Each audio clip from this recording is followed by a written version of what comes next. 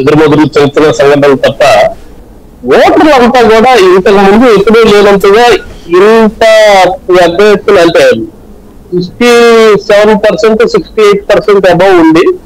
దాదాపు 70-75% రీచ్ అవుతుందేమో అని చెప్పి అనుకుంటా ఉన్నాము. ఇంత పర్సంటేజ్ ఓటు వచ్చినప్పుడు కూడా ఎటువంటి సంఘటనలు జరగకపోవడం అనేది చాలా చెప్పన్నాము.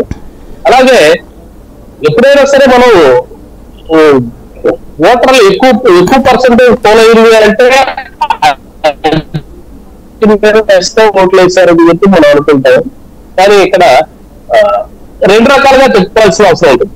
కాబట్టి నాకు తెలిసి ఈ రిజల్ట్ అనేది 2014 రిజల్ట్ కి కొంచెం దగ్గరగా ఉండబోతుంది. అంటే ఎవరికి పూర్తిగా దగ్గరగా అంటే 60-65 సీట్లు వైసీపీ పార్టీకి, టీడీపీకి మిగిలి వచ్చే అవకాశం ఉంది. కానీ టీడీపీకి పూర్తి మెజార్టీ రాదు అని చెప్పి మనం అనుకుంటాం.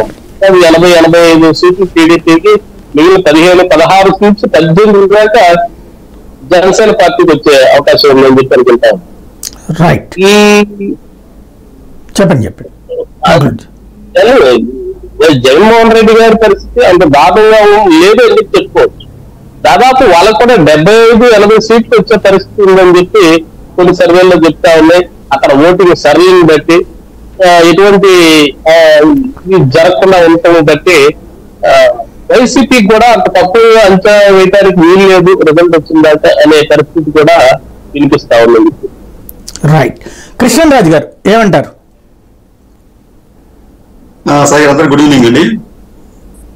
ఏమన్నా సార్, ఇప్పుడు ఆంధ్రప్రదేశ్ లో అసెంబ్లీ పార్లమెంట్ ఎన్నికలు వరకు చెప్పాలంటే ఒక పండుగ వాతావరణం లాగా కనిపించింది. ప్రజలు నిజంగా చెప్పాలంటే చాలా అత్యుత్సాహంతో తమ బాధ్యత ఉంది ఈ